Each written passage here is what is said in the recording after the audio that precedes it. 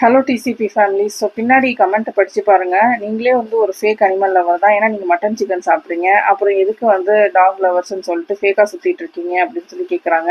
So அவங்களுக்கு நான் வந்து அதாவது அனிமல் லவராக இருந்து மட்டன் சிக்கன் சாப்பிடக்கூடாது அப்படின்னா அப்படிலாம் கிடையாதுங்க. ஏன்னா டாக் வளர்க்குறவங்களுக்கு தெரியும் அதுக்கு வந்து மீட் ப்ரோட்டீன் தேவைப்படுது அது ஹெல்த்தியாக வளர்கிறதுக்கு. அதே மாதிரி கேட் வளர்க்குறவங்களுக்கு தெரியும் cats love and sea food.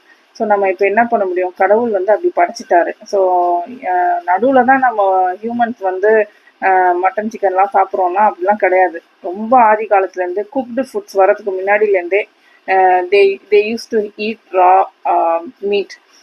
But நடுவில் வந்து வெஜிடேரியன் வந்தது, நிறைய பேர் வெஜிடேரியன் மாறினாங்க, நிறைய பேர் மாறலை. ஸோ இப்போ யாரையும் நம்ம வந்து அவங்களோட ஹேபிட்ஸ்குள்ளே போயிட்டு நம்ம இன்டர்ஃபியர் பண்ண முடியாது. ஸோ நீங்கள் சிக்கன் அண்ட் மட்டன் சாப்பிட்றதுனால அனிமல் லவராக இருக்கக்கூடாதா அப்படின்னு கேட்டால் கிடையாது.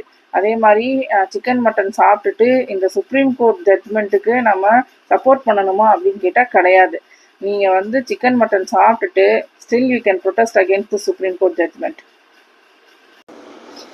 ஓகே, இப்போ வந்து மீட் சாப்பிடாதவங்க அனிமலை ஹர்ட் பண்ணக்கூடாது அப்படின்னு நினச்சி தான் மீட் சாப்பிடாம இருக்காங்கன்னா அவங்க ஏன் அந்த பக்கம் இருந்து பேசுகிறாங்கன்னு எனக்கு தெரியல.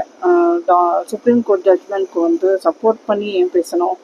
அவங்க வந்து அனிமல் லவராக இருக்க பட்சத்தில் நம்ம அனிமல் லவராக இருக்கக்கூடாது, ஃபேக்காக தான் இருக்கிறோம் அப்படின்னு சொல்கிற பட்சத்தில், அவங்க தான் அனிமல் லவராக இருக்கிற பட்சத்தில் அவங்க தானே supreme court judgement first against பண்ணணும். ஏன் அதுக்கு சப்போர்ட் பண்ணுறாங்க? கான்செப்ட் தப்பாக இருக்குல்லங்க.